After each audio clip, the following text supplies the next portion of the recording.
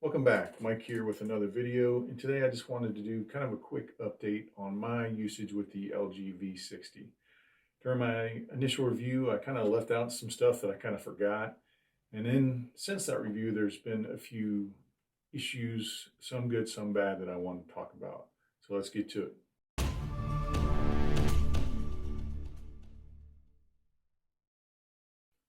Okay, so first, a quick disclaimer. Everything that you see in this video is actually shot on the LG V60, so you actually won't see the phone. I have the case right here, the dual screen case, but obviously the phone right now is pointing at me recording this video. The audio may or may not be as good, but just right now it's recording 4K 60, and I've got the bokeh volume sound catcher mode on, so it's supposed to kind of hone in on my voice. So we'll see how much background noise. So I'm not going to do any kind of color correction or anything with this. I'm just going to cut it and upload it. What you see is what you get. But let's get into it. Specifically, I wanted to talk about the performance of the 5G and the effects of battery life. As far as battery is concerned, I've noticed zero impact on my battery using 5G as opposed to 4G.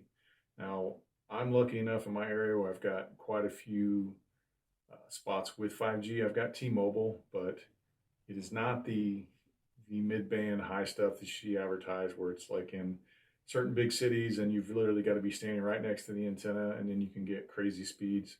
This is the lower, slower bands, but the speeds that I've been getting here, where I'm at in my area, is between 50 to 100 megabits per second up, so, or download speeds. So to me, I think that's pretty good. It's faster than my LTE 4G ever was, and it's kind of on par with what I get on my mesh network here in my house. So I'm definitely happy about that. I was pleasantly surprised that there's 5G in my area. I honestly didn't know, but it's not right at my house, but as soon as I go out, I get 5G and it works pretty well. Okay, so the next thing I've noticed since my review is the camera, and that's pretty much what I'm going to talk about for almost the remainder of this video. The camera takes awesome pictures. Like I said, I could not be happier with the camera.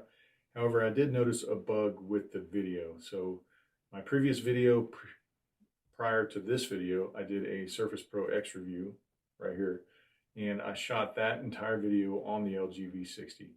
But you can see that the colors are kind of off, and then midway the color kind of shifts a little bit, and that's because when you record video on this phone, if you've got HDR10 Plus selected, which I found out is kind of the bug, when you play it back on the phone, it looks excellent. It looks crisp, clear, the colors look accurate.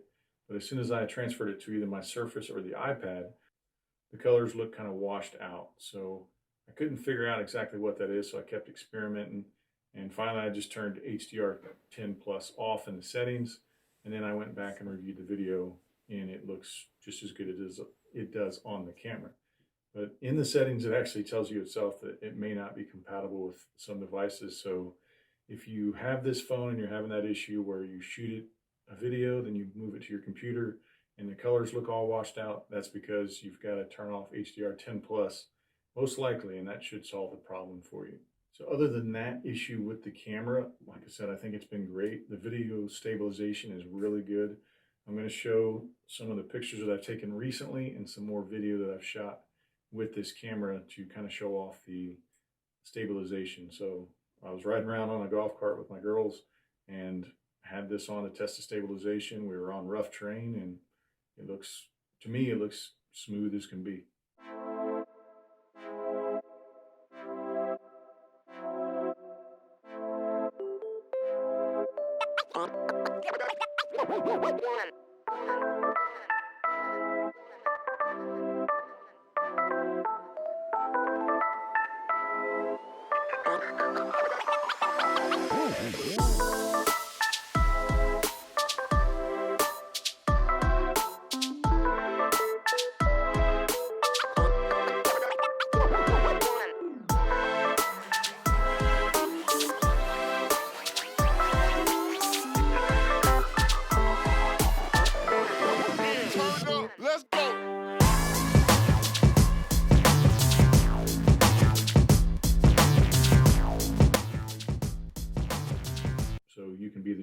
let me know in the comments. All right, moving on to my final point of my usage with this phone, and that is again dealing with the dual screen. Basically all but stopped using the dual screen just because of the bulk and the clunkiness of the interface, mostly due to this giant hinge. It just kind of ruins the experience for me, and I've kind of stopped using it. If it were up to me and money was no object, obviously I would have the Samsung Galaxy Fold with the folding screen. So to me, that makes more sense because it's essentially a tablet and you can still run two apps side by side and not have this insanely large hinge kind of detracting from whatever you're looking at. However, if you're one of those users who actually has this phone or even a V50 and you like the second screen, I found kind of a cool app on Reddit. I'm going to post a picture of this. You can see the app is called Wide Mode for LG, and it's in the Google Play Store. And it's what this app allows you to do is essentially take the wide view setting, which is only available in certain apps on the V60, mostly your Google apps, YouTube, Gmail, but it allows you to do that with every app on the phone. So it gives you that giant kind of tablet experience. Again, you still got this giant hinge, but on some things I can ignore the hinge, but obviously if I'm watching a video or trying to read, it's very distracting to me personally. All right, so do any of you guys actually own the V60 yet? If so, what's your guys' experience been so far? Do you guys have any issues that I haven't talked about, or any positives or tips and tricks that I have not discovered myself? If so, go and leave that in the comments and share that with the rest of us. But overall, I personally really enjoy this phone and I can still completely recommend it. Like I said, even if you take this away, the phone itself is great. The camera's awesome. The battery life is awesome. So I really have no complaints about this phone.